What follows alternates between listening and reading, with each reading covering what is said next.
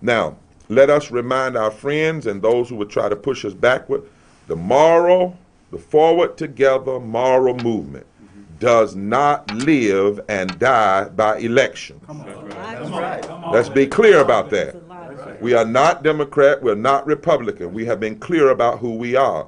Now, it is unfortunate that we as a state have promoted an employee who has repeatedly failed his constituencies by undermining public education, health care, labor rights, women's rights, LGBT rights, immigrants' rights, voting rights, and environmental justice. In fact, has failed to keep his promises he made when he swore to uphold the Constitution.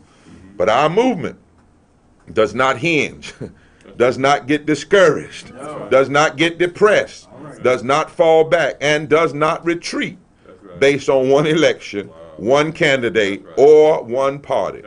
We will continue the struggle in the courts, in the streets, in the legislature, and we will build new friends and new alliances. We will continue to teach and build new coalitions of the excluded and the oppressed, and we will connect them with people from all different races, creeds, and parties, because we have Republicans and Democrats who are part of this movement.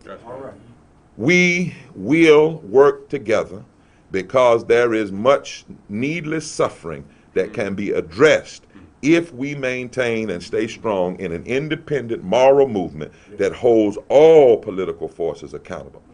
The outcome of these elections were less than desirable for some, but there are some important takeaways for Democrats and Republicans. The message to Democrats, we believe, is continue building the base and expanding the electorate in races large and small, from Senate seats to governor's mansions to statewide offices. The message to Democrats is also that many Democrats distance themselves from the positive policies of President Obama.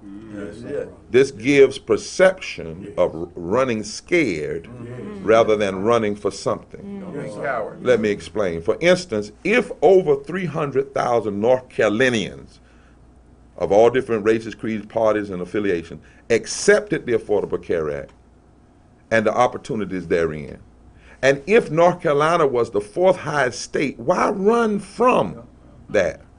Instead of making your opponent answer why they don't want people with pre-existing conditions to have health insurance. That's right. Exactly.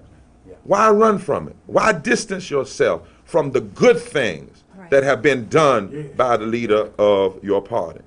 Why try to play the Washington two-step, which leaves you dancing to the rhythms of partisanism rather than dancing to the soul music of our deepest constitutional and moral values, our core values of our democracies?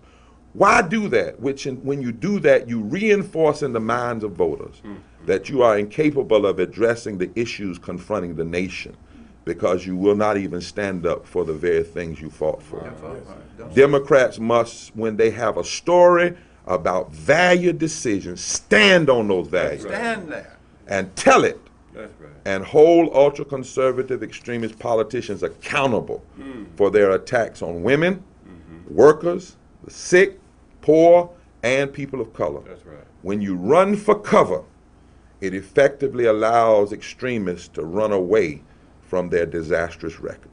You can't allow your values and messages to be dictated by the whims of public opinion polls. If Americans love anything, it's consistency and confidence of conviction. And you never see the Republicans running from their constituencies, like the Tea Party and others. If Democrats second-guess their accomplishments, second-guess their own commander-in-chief, how much more will the American public do so? Who wants to be affiliated with a leader whose own team has abandoned? For the Democratic Party, this is a moment for base building and reflection. Yes, indeed. But on the other hand, since we're nonpartisan, Republicans should view the victory not as a mandate to enact more extreme policies, but as an opportunity to engage all voters, not just those who share the same belief. They must engage us in historic and unprecedented way. Otherwise, if they take the path of extremism, they will find themselves on the dust heap where extremists, particularly in the South, have wound up on the wrong side of history. Yes. Because history is against attacks on women. That's right. History is against attacks on the poor. History is against attacks on voting rights. Absolutely. If they are going to truly govern and not face tremendous social challenges and protests, they must move away from Tea Party extremism and govern for the good of the whole. Amen. Stop attacking voting rights and the vulnerable, and build our democracy, embrace diversity, ensure voting rights. In fact, Republicans would do well to learn a lesson from one of their own, Teddy Roosevelt, who around about this same time, 1912, 1913, 1914, 100 years ago, embraced health care.